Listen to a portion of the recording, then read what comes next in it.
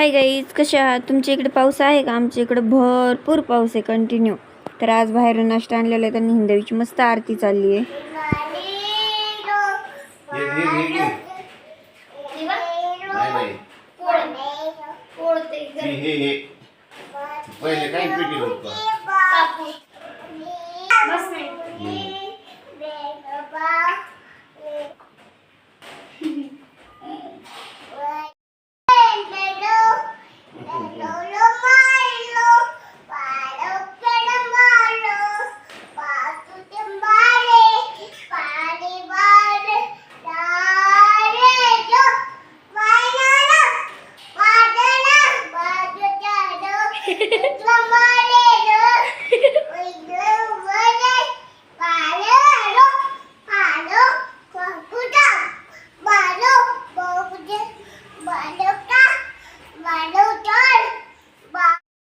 हिंदूची आरती चालू होती, तर सकाळचे सर्व कामं करून आराम करून दुपारी केली होती अंड्याची भुर्जी आणि भाकरी. त्यानंतर संध्याकाळी ना थोडासा पाऊस उघडला म्हणून पप्पांनी जाऊन भाजीपाला आणलाय. आठवड्याचा आहे, पण माहीत नाही आठवड्याभर जाईल की नाही. आता तर कडधान्यही खावं लागणार आहे. चला मग ते निवडत होते, त्यानंतर मी लागले होते स्वयंपाकाला. आजच्या भाजीला ना मटण आणि चिकन दोन्ही आणलेले होते, तेच शिजत घालून मी भाकरीची तयारी करत होते.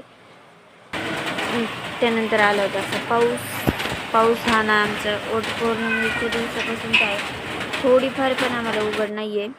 त्यानंतर मी ना पप्पांचा खाऊ म्हणजेच ते गुडघेदुखीचं औषध करत होते.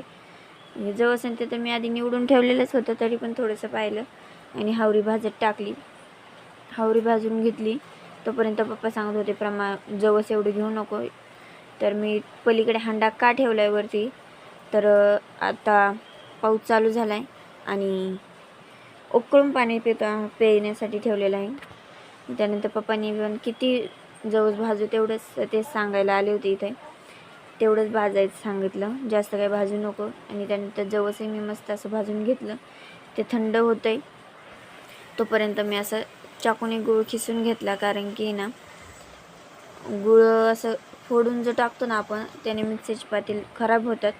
याआधी हे सर्व आईच करायच्या, तर आईकडून एकदा दोनदा पातेल खराब झालं होतं, त्यामुळेच मी असं करते. ते गूळ बारीक झाल्यानंतर मी घेतलं जवस आणि हावरी मिक्सरला बारीक करून घेतली. बघा, दोन्ही मिक्स करून बारीक केले मी, जेणेकरून जवस चिकट होऊ नये. हा म्हणा भाजल्यामुळे चिकट तर होणार नाही आहे. त्यानंतर मी जवस आणि हावरी मस्त अशी बारीक करून घेतली. तुम्हीही करू शकता आणि करून पहा, तुम्हाला फरक वाटतोय का? वाटत असेल तर कमेंटमध्ये नक्की सांगा. आणि हे बघा, त्यानंतर त्यात गूळ घातलेला आहे. चला मग अशाच पद्धतीने करून बघा, कसं वाटतं तुम्हाला कमेंटमध्ये नक्की सांगा. बाय बाय, भेटू नेक्स्ट व्हिडिओ.